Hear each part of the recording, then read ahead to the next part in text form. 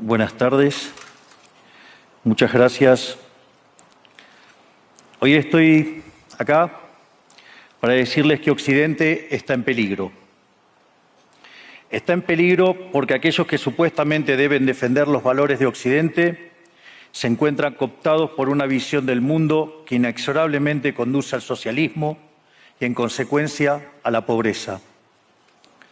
Lamentablemente, en las últimas décadas, motivados por algunos deseos bien pensantes de querer ayudar al prójimo y otros por el deseo de pertenecer a una casta privilegiada, los principales líderes del mundo occidental han abandonado el modelo de la libertad por distintas versiones de lo que llamamos colectivismo.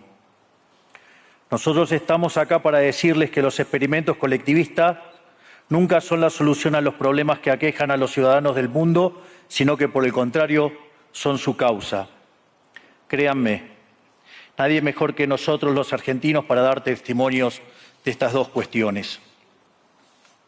Cuando adoptamos el modelo de la libertad, allá por el año 1860, en 35 años nos convertimos en la primer potencia mundial, mientras que cuando abrazamos el colectivismo, a lo largo de los últimos 100 años, vimos cómo nuestros ciudadanos comenzaron a empobrecerse sistemáticamente hasta caer en el puesto número 140 del mundo. Pero antes de poder dar esta discusión, sería importante que primero viéramos los datos que sustentan por qué el capitalismo de libre empresa no solo es un sistema posible para terminar con la pobreza del mundo, sino que es el único sistema moralmente deseable para lograrlo. Si consideramos la historia del progreso económico, podemos ver cómo desde el año 0 hasta el año 1800 aproximadamente, el PBI per cápita del mundo prácticamente se mantuvo constante durante todo el periodo de referencia. Si uno mira un gráfico de la evolución del crecimiento económico a lo largo de la historia de la humanidad, uno estaría viendo un gráfico con la forma de un palo de hockey, una función exponencial que se mantuvo constante durante el 90% del tiempo y se dispara exponencialmente a partir del siglo XIX. La única excepción a esta historia de estancamiento se dio a finales del siglo XV con el descubrimiento de América. Pero salvando esta excepción, a lo largo de todo el periodo entre el año 0 y el año 1800, el PBI per cápita a nivel global se mantuvo estancado. Ahora bien, no solo que el capitalismo generó una explosión de riqueza desde el momento que se adoptó como sistema económico, sino que, si uno analiza los datos, lo que se observa es que el crecimiento se viene acelerando a lo largo de todo el periodo. Durante todo el periodo comprendido entre el año 0 y el 1800, la tasa de crecimiento del PBI per cápita se mantuvo estable en torno al 0,02% anual, es decir, prácticamente sin crecimiento. A partir del siglo XIX, con la Revolución Industrial, la tasa de crecimiento pasa al 0,66%. A ese ritmo, para duplicar el PBI per cápita, se necesitarían crecer durante 107 años. Ahora bien, si observamos el periodo entre 1900 y 1950, la tasa de crecimiento se acelera al 1,66% anual. Ya no necesitamos 107 años para duplicar el PBI per cápita, sino 66. Y si tomamos el periodo comprendido entre 1950 y el año 2000, vemos que la tasa de crecimiento fue de 2,1% anual, lo que derivaría en que en solo 33 años podríamos duplicar el PBI per cápita del mundo. Esta tendencia, lejos de detenerse, se mantiene viva aún hoy. Si tomamos el periodo entre el año 2000 y el 2023, la tasa de crecimiento volvió a acelerar el 3% anual, lo que implica que podríamos duplicar nuestro PBI per cápita en el mundo en tan solo 23 años. Ahora bien, cuando se estudia el PBI per cápita desde el año 1800 al día de hoy, lo que se observa es que luego de la Revolución Industrial, el PBI per cápita mundial se multiplicó por más de 15 veces, generando una explosión de riqueza que sacó de la pobreza al 90% de la población mundial. No debemos olvidar nunca que para el año 1800, cerca del 95% de la población mundial vivía en la pobreza más extrema, mientras que ese número cayó al 5% para el año 2020, previo a la pandemia. La conclusión es obvia. Lejos de ser la causa de nuestros problemas, el capitalismo de libre empresa como sistema económico es la única herramienta que tenemos para terminar con el hambre, la pobreza y la indigencia a lo largo y a lo ancho de todo el planeta. La evidencia empírica es incuestionable. Por eso, como no cabe duda de que el capitalismo de libre mercado es superior en términos productivos, la doxa de izquierda ha atacado al capitalismo por sus cuestiones de moralidad, por ser, según ellos, dicen sus detractores, que es injusto. Dicen que el capitalismo es malo porque es individualista y que el colectivismo es bueno porque es altruista, con la ajena, y en consecuencia bregan por la justicia social. Pero este concepto que en el primer mundo se ha puesto de moda en la última época, en mi país es una constante del discurso político desde hace más de 80 años. El problema es que la justicia social no es justa, sino que tampoco aporta al bienestar general. Muy por el contrario, es una idea intrínsecamente injusta, porque es violenta. Es injusta porque el Estado se financia a través de impuestos y los impuestos se cobran de manera coactiva. ¿O acaso alguno de nosotros puede decir que paga los impuestos de manera voluntaria? Lo cual significa que el Estado se financia a través de la coacción y que a mayor carga impositiva, mayor es la coacción, menor es la libertad. Quienes promueven la justicia social parten de la idea de que el conjunto de la economía es una torta que se puede repartir de una manera distinta. Pero esa torta no está dada, es riqueza que se va generando en lo que, por ejemplo, Israel Kirzler llama un proceso de descubrimiento de mercado. Si el bien o servicio que ofrece una empresa no es deseado, esa empresa quiebra a menos que se adecúe a lo que el mercado le está demandando. Si genera un producto de buena calidad a un buen precio atractivo, le va a ir bien y va a producir más. De modo que el mercado es un proceso de descubrimiento en el cual el capitalista encuentra sobre la marcha el rumbo correcto. Pero si el Estado castiga al capitalista por tener éxito y lo bloquea en este proceso de descubrimiento, destruye sus incentivos y las consecuencias de ello es que va a producir menos y la torta será más chica, generando perjuicio para el conjunto de la sociedad. El colectivismo, al inhibir estos procesos de descubrimiento y al dificultar la apropiación de lo descubierto, ata al emprendedor de las manos y le imposibilita producir mejores bienes y ofrecer mejores servicios a un mejor precio. ¿Cómo puede ser entonces que desde la academia, los organismos internacionales, la política y la teoría económica se demonice un sistema económico que no solo ha sacado de la pobreza más extrema al 90% de la población mundial y lo hace cada vez más rápido, sino que además es justo y moralmente superior? Gracias al capitalismo de libre empresa, hoy el mundo se encuentra en su mejor momento. No hubo nunca en toda la historia de la humanidad un momento de mayor prosperidad que el que vivimos hoy. El mundo de hoy es más libre, más rico, más pacífico y más próspero que en cualquier otro momento de nuestra historia. Esto es cierto para todos, pero en particular para aquellos países que son libres, donde respetan la libertad económica y los derechos de propiedad de los individuos. Porque aquellos países que son libres son 12 veces más ricos que los reprimidos. El decil más bajo de la distribución de los países libres vive mejor que el 90% de la población de los países reprimidos. Tiene 25 veces menos cantidad de pobres en el formato estándar y 50 veces menos en el formato extremo. Y por si eso fuera poco, los ciudadanos de los países libres viven un 25% más que los ciudadanos de los países reprimidos. Ahora bien, para entender qué venimos a defender es importante definir de a qué hablamos nosotros cuando hablamos de libertarismo. Para definirlo, retomo las palabras del máximo prócer de las ideas de la libertad de Argentina, el profesor Alberto Venegas Lynch, dijo que dice: el libertarismo es el respeto irrestricto del proyecto de vida del prójimo, basado en el principio de no agresión y en defensa del derecho a la vida, a la libertad y a la propiedad, cuyas instituciones fundamentales son la propiedad privada, los mercados libres de intervención estatal, la libre competencia, la división del trabajo y la cooperación social, donde solo se puede ser exitoso sirviendo al prójimo con bienes de mejor calidad a un mejor precio. Dicho de otro modo, el capitalista, el empresario exitoso, es un benefactor social que, lejos de apropiarse de la riqueza ajena, contribuye al bienestar general. En definitiva, un empresario exitoso es un héroe. Este es el modelo que nosotros estamos proponiendo para la Argentina del futuro. Un modelo basado en los principios fundamentales del libertarismo: la defensa de la vida, de la libertad y de la propiedad. Ahora bien, Si el capitalismo de libre empresa y la libertad económica han sido herramientas extraordinarias para terminar con la pobreza en el mundo, y nos encontramos hoy en el mejor momento de la historia de la humanidad, vale la pena preguntarse, ¿por qué digo entonces que Occidente está en peligro? Digo que Occidente está en peligro justamente porque en aquellos países que deberíamos defender los valores del libre mercado, la propiedad privada y las demás instituciones del libertarismo, sectores del establishment político y económico, algunos por errores en su marco teórico y otros por ambición de poder, están socavando los fundamentos del libertarismo, abriéndole las puertas al socialismo y condenándonos potencialmente a la pobreza, a la miseria y el estancamiento.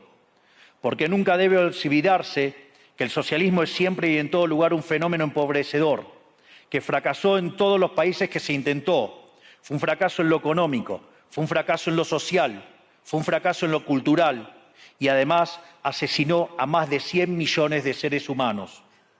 El problema esencial de Occidente hoy es que no solo debemos enfrentarnos a quienes, aún luego de la caída del muro y la evidencia empírica abrumadora, siguen bregando por el socialismo empobrecedor, sino también a nuestros propios líderes, pensadores y académicos que, amparados en un marco teórico equivocado, socavan los fundamentos del sistema que nos ha dado la mayor expansión de riqueza y prosperidad de nuestra historia. El marco teórico al que me refiero es el de la teoría económica neoclásica, que diseña un instrumental que, sin quererlo, termina haciendo funcional la intromisión del Estado, el socialismo y la degradación de la sociedad. El problema de los neoclásicos es que, como el modelo del que se enamoraron no mapea contra la realidad, atribuyen el error al supuesto fallo del mercado, en vez de revisar las premisas de su modelo. Sobre pretexto de un supuesto fallo de mercado, se introducen regulaciones que lo único que generan es distorsiones en el sistema de precios que impiden el cálculo económico y, en consecuencia, el ahorro, la inversión y el crecimiento. Este problema radica esencialmente en que ni siquiera los economistas supuestamente libertarios comprenden qué es el mercado, ya que si se comprendiera, se vería rápidamente que es imposible que exista algo así como un fallo de mercado. El mercado no es una mera descripción gráfica de una curva de oferta y otra de demanda en un gráfico. El mercado es un mecanismo de cooperación social donde se intercambian voluntariamente derechos de propiedad. Por lo tanto, dada esta definición, hablar de fallo de mercado es un oxímoron. No existe el fallo de mercados. Si las transacciones son voluntarias, el único contexto en el que puede haber un fallo de mercado es si hay coacción. Y el único con la capacidad de coaccionar de manera generalizada es el Estado, que tiene el monopolio de la violencia. En consecuencia, si alguien considera que hay un fallo de mercado, les recomendaría que revisen si hay intervención estatal en el medio. Y si encuentran que no hay intervención estatal en el medio, les sugiero que hagan de nuevo el análisis porque definitivamente está mal. Los fallos de mercado no existen. Un ejemplo de los supuestos fallos de mercado que describen los neoclásicos son las estructuras concentradas de la economía. Sin embargo, sin funciones que presenten rendimientos crecientes a escala, cuya contrapartida son las estructuras concentradas de la economía, no podríamos explicar el crecimiento económico desde el año 1800 hasta hoy. Fíjense qué interesante. Desde el año 1800 en adelante, con la población multiplicándose más de 8 o 9 veces, el producto per cápita creció más de 15 veces. Es decir, existen rendimientos crecientes. Eso llevó la pobreza extrema del 95% al 5%. Sin embargo, esas presencias de rendimientos crecientes implican estructuras concentradas, lo que se llamaría, por ejemplo, un monopolio. ¿Cómo puede ser que algo que haya generado tanto bienestar para la teoría neoclásica, eso es un fallo de mercado? Economistas neoclásicos, salgan de la caja. Cuando el modelo falla, no hay que enojarse con la realidad, hay que enojarse con el modelo y cambiarlo. El dilema que enfrenta el modelo neoclásico es que dicen querer perfeccionar el funcionamiento del mercado atacando lo que ellos consideran fallos, pero al hacerlo no solo abren las puertas del socialismo, sino que atentan contra el crecimiento económico. Ejemplo, regular monopolios, destruirle las ganancias y destrozar los rendimientos crecientes, automáticamente destruiría el crecimiento económico. Dicho de otro modo, cada vez que ustedes quieran hacer una corrección de un supuesto fallo de mercado, inexorablemente, por desconocer lo que es el mercado o por haberse enamorado de un modelo fallido, están abriendo las puertas al socialismo y están condenando a la gente a la pobreza. Sin embargo, frente a la demostración teórica de que la intervención del Estado es perjudicial, la evidencia empírica de que fracasó porque no podía ser de otra manera, la solución que propondrán los colectivistas no es mayor libertad, sino es que es mayor regulación, generando una espiral descendente de regulaciones hasta que todos seamos más pobres y a la vida de todos nosotros dependa de un burócrata sentado en una oficina de lujo. Dado el estrepitoso fracaso de los modelos colectivistas y los innegables avances del mundo libre, los socialistas se vieron forzados a cambiar su agenda. Dejaron atrás la lucha de clases basada en el sistema económico para reemplazarla por otros supuestos conflictos sociales igual de nocivos para la vida en comunidad y para el crecimiento económico. La primera de estas nuevas batallas fue la pelea ridícula y antinatural entre el hombre y la mujer. El libertarismo ya establece la igualdad entre los sexos. La piedra fundacional de nuestro credo dice que todos los hombres somos creados iguales, que todos tenemos los mismos derechos inalienables otorgados por el Creador, entre los que se encuentran la vida, la libertad y la propiedad. En lo único que devino esta agenda del feminismo radical es en mayor intervención del Estado para entorpecer el proceso económico, darle trabajo a burócratas que no le aportaron nada a la sociedad, sea en formato de ministerios de la mujer o organismos internacionales dedicados a promover esta agenda. Otro de los conflictos que los socialistas plantean es del hombre contra la naturaleza. Sostienen que los seres humanos dañamos el planeta y que debe ser protegido a toda costa, incluso llegando a abogar por mecanismos de control poblacional o en la agenda sangrienta del aborto. Lamentablemente, estas ideas nocivas han pregnado fuertemente en nuestra sociedad. Los neomarxistas han sabido cooptar el sentido común de Occidente. Lograron esto gracias a la apropiación de los medios de comunicación, de la cultura, de las universidades y sí, también de los organismos internacionales. Este último caso es el más grave, tal vez, porque se trata de instituciones que tienen enorme influencia en las decisiones políticas y económicas de los países que integran esos organismos multilaterales. Por suerte, somos cada vez más los que nos atrevemos a levantar la voz, porque vemos que si no combatimos frontalmente estas ideas, el único destino posible es que cada vez vamos a tener más Estado, más regulación, más socialismo, más pobreza, menos libertad y, en consecuencia, peor nivel de vida. Occidente, lamentablemente, ya comenzó a transitar este camino. Sé que a muchos les puede sonar ridículo plantear que Occidente se ha volcado al socialismo, pero solo es ridículo en la medida que uno se restringe a la definición económica tradicional del socialismo, que establece que es un sistema económico donde el Estado es el dueño de los medios de producción.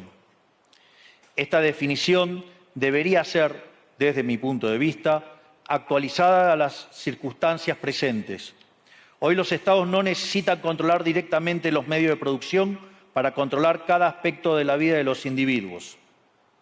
Con herramientas como la emisión monetaria, el endeudamiento, los subsidios, el control de la tasa de interés, los controles de precios y las regulaciones para corregir los supuestos fallos de mercado pueden controlar los destinos de millones de seres humanos. Así es como llegamos al punto en el que, con distintos nombres o formas, buenas partes de las ofertas políticas generalmente aceptadas en la mayoría de los países de Occidente son variantes colectivistas. Ya sea que se declamen abiertamente comunistas, fascistas, nazis, socialistas, socialdemócratas, nacionalsocialistas, demócratas cristianos, keynesianos, neokeynesianos, progresistas, populistas, nacionalistas o globalistas. En el fondo, no hay diferencias sustantivas. Todos sostienen que el Estado debe dirigir todos los aspectos de la vida de los individuos. Todas definen un modelo contrario al que llevó a la humanidad al progreso más espectacular de su historia. Nosotros venimos hoy aquí a invitar a los demás países de Occidente a que retomemos el camino de la prosperidad.